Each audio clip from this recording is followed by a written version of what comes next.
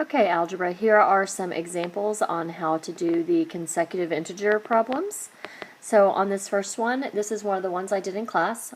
When 4 times a number is increased by 40, the answer is the same as when 100 is decreased by the number. So this is like the problems at the top of the paper. So you're not having consecutive integer problems on these.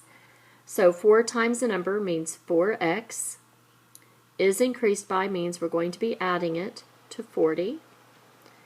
And then here is your equals. The answer is, all of that is the equals. The answer is the same as when 100 is decreased by the number. And remember, increased by and decreased by don't change your order. Alright, so I'm going to move x to both sides. And I get 5x plus 40 equals 100. And then if you subtract 40 from both sides, you end up with 5x equals 60. And then dividing by 5, you end up with x equals 12 on that one. Okay, I'm going to do the next example that we also did in class, and then I have one other one that's different. So this one says 3 consecutive integers are such that 3 times the smallest is 14 more than the largest. So 3 consecutive integers means we have x, x plus 1, and x plus 2. So 3 times the smallest, we always assume the first one is the smallest, so 3x is, there's our equals, 14 more than the largest. Now remember that more than means we reverse it, so I'm going to put the plus 14 at the end, and the largest is our x plus 2, so I'm going to put that here. Okay, so now we're going to combine our like terms, and we have x plus 16. 3x equals x plus 16. Subtracting x from both sides means we have 2x equals 16. When you divide by 2, that means that x equals 8. And if we're supposed to find all three of them, which I didn't type that, or write that, but you would find all three, that means our three numbers are 8, 9, and 10, because they're just 3 consecutive integers. I have one more that I made up, and this is one of the even ones.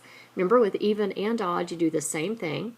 This one says the sum of the first and third of 3 consecutive even integers is 22 more than 3 times the second. We'll pretend that says more right there. Alright, so our even integers goes x, x plus 2, x plus 4. Remember, both even and odd skip count by 2, so we'd use the same sets, x, x plus 2, x plus 4, and continue on if you have more than 3 that you're finding. So this time it's the sum of the first and the third.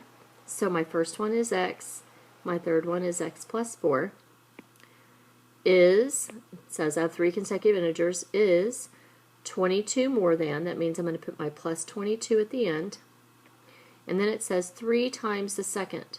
So I've got to multiply 3 times the second one. So I'm going to say 3, and then in parentheses, put my second one, so I'm showing 3 times both parts. So I'm going to combine my like terms on the left side, and I get 2x plus 4, and on the right side I get 3x, I'm going to distribute that 3, plus 6, plus 22. Now I'll combine the like terms on the right side, so 3x plus 28 now, and then over here 2x plus 4. Now I'm going to go ahead and move my smaller x, so I'm going to move the 2x over here. That gives me x, and now I'll go ahead and move the 28 at the same time. And so I'm going to say minus 28 under the 4. Here's my line, for those of you that bothers. 4 minus 28 is negative 24. Now if I need to find all three of my numbers, negative 24 would then be my first one. So that means my next one is 2 more than that. So I have negative 24, and then going up the number line, negative 22, and then negative 20. So those are my 3 numbers. And that's it. I hope that's helpful. Let me know if you have any questions. Send me your setup in an email, and tell me what problem you're on, and I can check it because I have the worksheet with me here at home. See you guys tomorrow. Bye-bye.